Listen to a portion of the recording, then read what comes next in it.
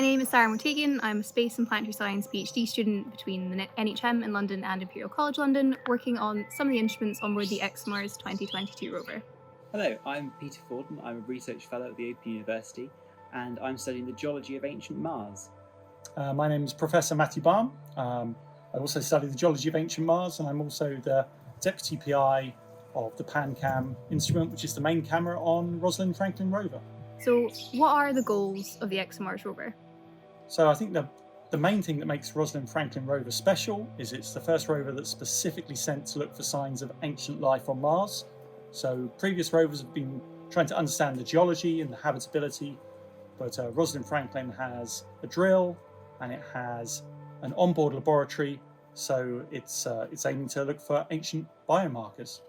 So the goal of the ExoMars mission is to look for evidence of life on Mars. Was there life in its ancient past? And to do this, it's got a rover which will look for physical and chemical biosignatures in the sort of on the surface and in the near subsurface.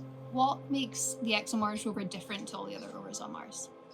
I think the key thing is that it has a deep drill, so it can sample from up to 2 meters from below the surface, and that's really important for looking for evidence of past life because the chemical biosignatures can be destroyed by the Martian surface environment. So the deeper you can get below the surface, the more pristine the samples that you can bring back into the rover, and the laboratory on board the rover can analyse them and search for signs of past life.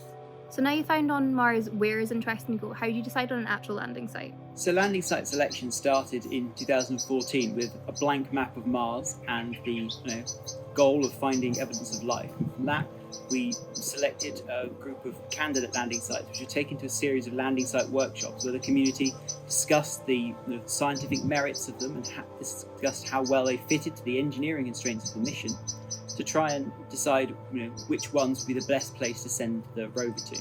The way they decide where to send the rovers is to ask the community of scientists around Europe and throughout the whole world for suggestions of good landing sites. And then what they do is they have a series of meetings, and it's almost like a bake-off or something like this, and every meeting one candidate is voted out. So we started with 8, and then we went down to 4, and then at the selection of these meetings we got down to the final candidate, which is Oxyoplanum, which is where the rover will be going. So you said you started with the blank map of Mars.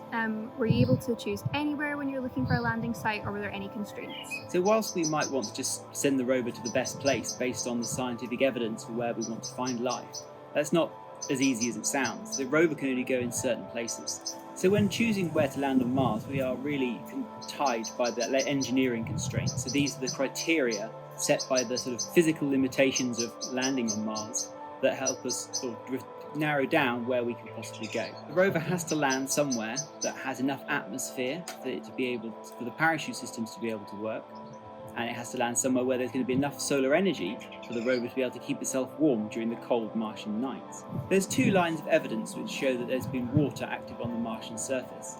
Firstly, there's mineralogical evidence, which comes in the forms of clays and other minerals which water has been involved in their formation. And secondly, there's the physical evidence of water. So this is a network of channels which have been carved into the surface by ancient rivers.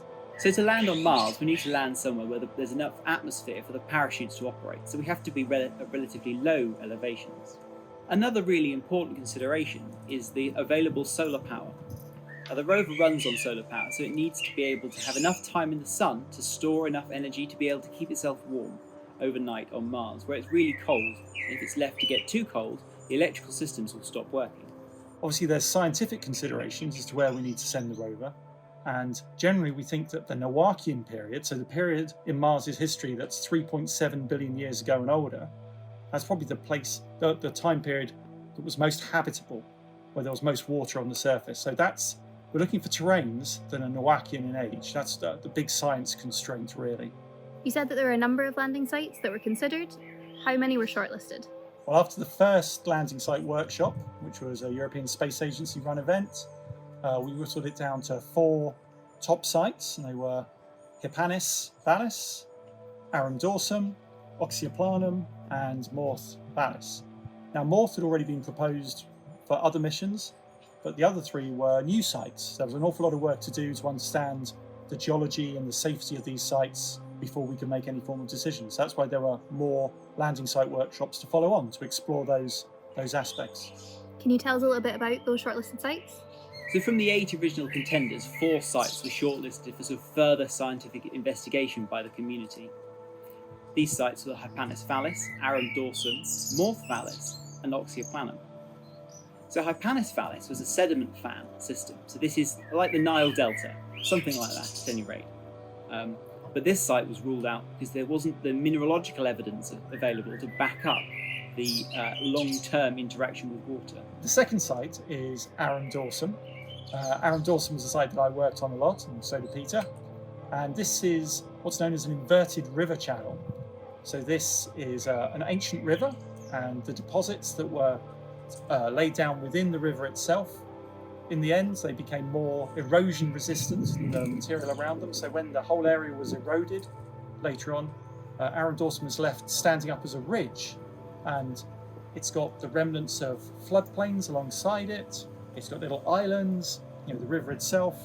So it's a really good place where there's really strong evidence for there having been flowing water and little floods of water on Mars in the ancient past. So that was the key for Arum Dorsum. It was very clearly a site that had evidence for flowing water. Arum Dorsum made it to the semi-finals, so it was ranked number 3 out of the 4. But in the end, it didn't have a strong mineralogical signature for clay-bearing minerals, and clay-bearing minerals are thought to be good evidence that was water in the past, and also they're meant to be really good for preserving biosignatures, and so for that reason Arum was voted out. Another downside of Arum was it was very much marginal in terms of the engineering constraints.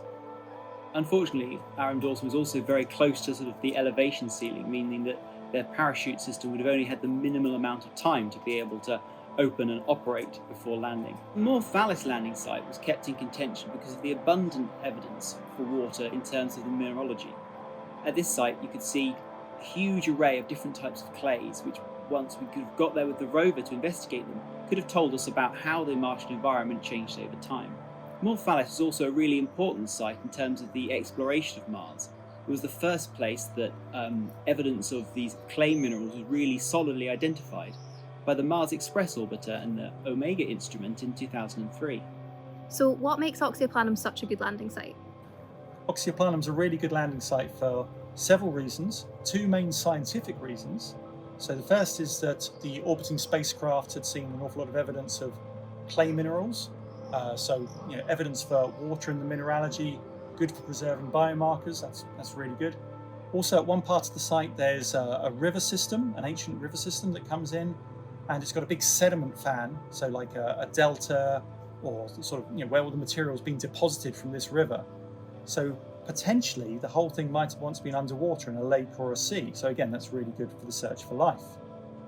I think the thing that really swayed people's opinion about Oxia is it's very low-lying, it's very flat, it's a really safe place to land. So we can meet the mission goals safely, and that's, I think, the key thing that won it for Oxyoplanum.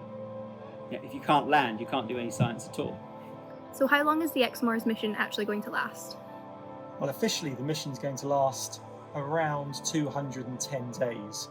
But like many rover missions on Mars, we hope that it will go on for, well, hopefully hundreds of days longer than that. So, some of the missions that are on the surface at the moment have been going for over 1,000 sols. A sol is a Martian day.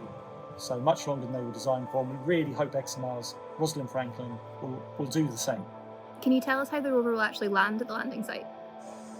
So as it enters the Martian atmosphere at several kilometers a second, the supersonic parachute deploys, which slows it down. This thing then gets ejected, and a 35-meter diameter subsonic parachute opens. This is the largest parachute system that's ever been used on Mars, I believe. And this slows the rover down until it's about 4 kilometers above the surface. At this point, its radar systems lock onto the surface, and it begins to verticalize, so drop straight down.